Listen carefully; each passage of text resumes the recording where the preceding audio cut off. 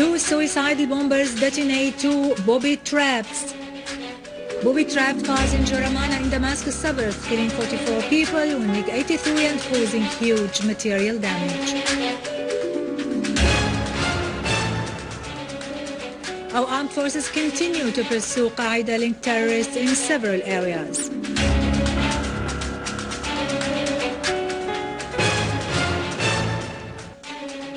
Al-Ja'fari says the Syrian people want to build a democracy that meets their needs.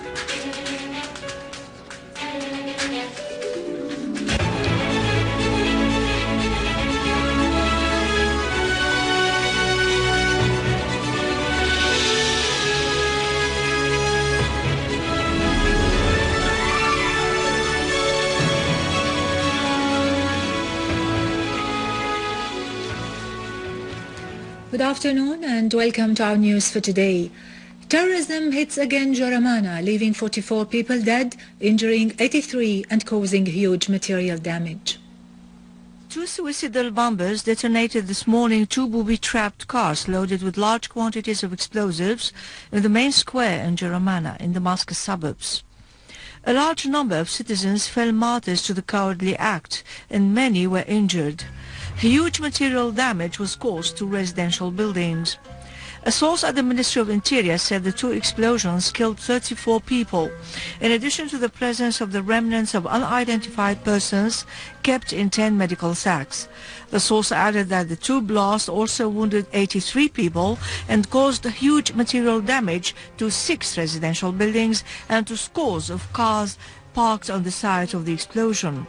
The two blasts coincided with the explosion of two explosive devices in Al-Nahda and Qrayat neighborhoods in Jaramana, causing slight material damage.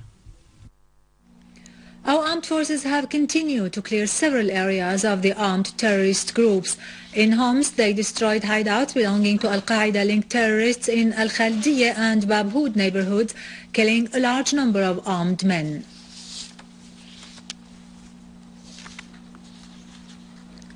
In Tal Kalakh in Homs suburbs, the border guards foiled an infiltration attempt of Al-Qaeda-linked terrorist group from Lebanon into Syria at Al-Armuta crossing, inflicting on them heavy losses.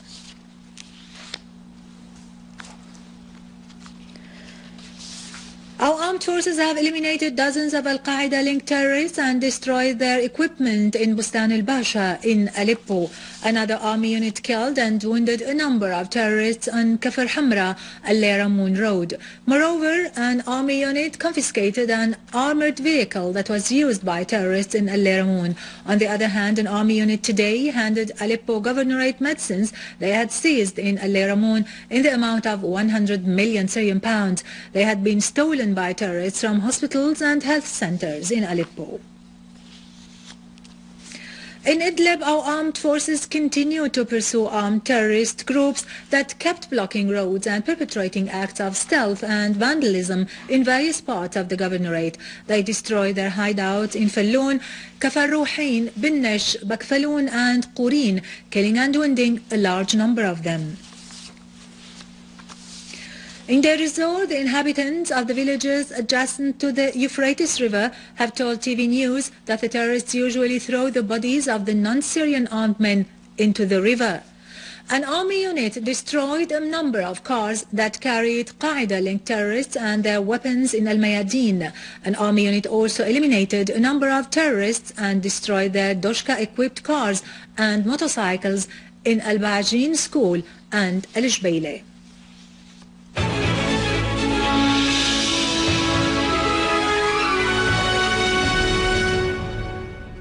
Syria's permanent representative to the UN, Dr. Bashar al-Ja'fari, has stressed that the Syrian people want to build a Syrian-made democracy, the outcome of a national experience that meets the needs of citizens and under their own leadership, not a sectarian, deadly Salafi democracy that is imposed from the outside through armed violence. Al-Ja'fari was delivering Syria's statement during a session of the UN General Assembly's Third Committee dedicated to the discussion of a draft resolution on Syria within the framework of Provision 69 of the agenda entitled Enhancing and Protecting Human Rights. Al-Ja'fari said, The draft resolution presented was not made out of goodwill or keenness on human rights in Syria, and that it held the Syrian government responsible for all that had happened, without condemning the armed terrorist groups and the countries manipulating those groups. Al-Ja'fari said the countries that prepared the draft resolution did not make one single call for the need to halt the violence or disarm the terrorist groups, and did not refer even for once to the necessity to sit at the table of national dialogue to solve the crisis according to a peaceful solution based on Kofi Annan's 6-point plan, the Geneva Statement and al-Ibrahimi's mission. Al-Ja'fari called on the UN member countries not to act unscrupulously and to show respect for human rights through detecting facts away from exaggeration and politicization, and to be aware that what Syria is doing aims only at safeguarding its sovereignty and pursuing the march of change it had declared, which has been supported by the majority of the Syrian people. Russian Foreign Minister Sergei Lavrov has reiterated his country's rejection of foreign intervention in Syria. He stressed that Russia was doing its best to halt the violence and encourage dialogue so that the Syrians would reach an agreement on the structure and criteria of their country's political future. In an interview with the Russian Argmonti Ifakti Daily, Lavrov referred to the importance of implementing the Geneva Statement to solve the Syrian crisis. Lavrov warned that a continuation of violence in Syria would aggravate the situation, referring to the presence of a large number of extremists, foreign mercenaries and Qaeda-linked terrorists in the rank of the armed opposition. For his part, First Deputy Russian Foreign Minister Andrei Denisov said that erecting Patriot missiles on the Syrian-Turkish border will create problems rather than solving them, as it involves subtle threats. In a press conference in Berlin at the conclusion of a conference on security, Denisov said that Russia doesn't like the idea because we see in it invisible threats. In case these threats are dispelled and our partners could clarify the real aim of deploying those missiles, then this would contribute in efforts to bring peace. Mr. Denisov added that deploying Patriot missiles along the border with Turkey might be connected to certain unknown plans to establish what was called no-fly zones, explaining that these measures, if temporarily to be taken, have to be implemented only under a resolution taken by the UN Security Council. Head of Iran's Shura Council, Ali Larijani, said that his country seeks to solve the crisis in Syria by creating better atmosphere. During his visit to Iraq, Larijani said that the foreign intervention in Syria creates difficulties and does not contribute in finding solutions to the crisis. Larijani pointed out that his current visit to Baghdad is part of his recent tour in the region following the Israeli aggression on Gaza, which necessitates holding talks with senior officials in the region.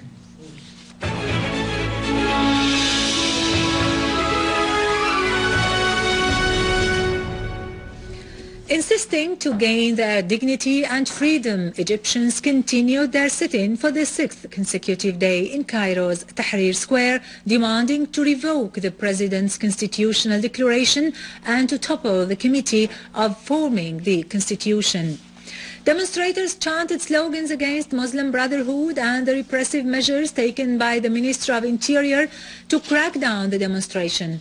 A hit-and-run between the demonstrators and the security forces continued as police fired tear gas bombs and drove armored vehicles to chase the demonstrators in several areas in Cairo, raising the number of the injured among demonstrators to 116 since yesterday. Around the U.S. Embassy, Egyptian security forces stepped up their measures and intensified their presence, driving 3 armored vehicles to chase the demonstrators. In Iraq, 9 people were killed, including 7 of one family, in addition to a colonel and his guard, while 7 others were injured in separate terrorist attacks in Al-Anbar and Baghdad. Iraqi police said that unidentified assassins used guns equipped with silencers to kill 7 members of one family in their house in the village of Boufraj in Al-Tarmiyeh. The victims included 3 children aged between 2 and 7, in addition to a member of al-Sahwa Council, his wife and parent. Another bomb stuck to a car belonging to an Iraqi colonel exploded while passing on the highway east of Al-Fallujah, killing the colonel and his guard. Meanwhile, 5 people were injured as 2 bombs exploded in the area of Nafaq al-Shurta, west of Baghdad. Another civilian was injured as an explosive device stuck to his car exploded in al-Zafaraniye, southeast of Baghdad.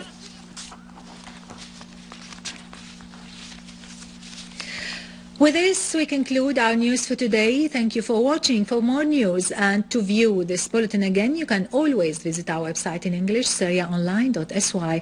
And now over to business and market news with Khalid Saqabani after a short break.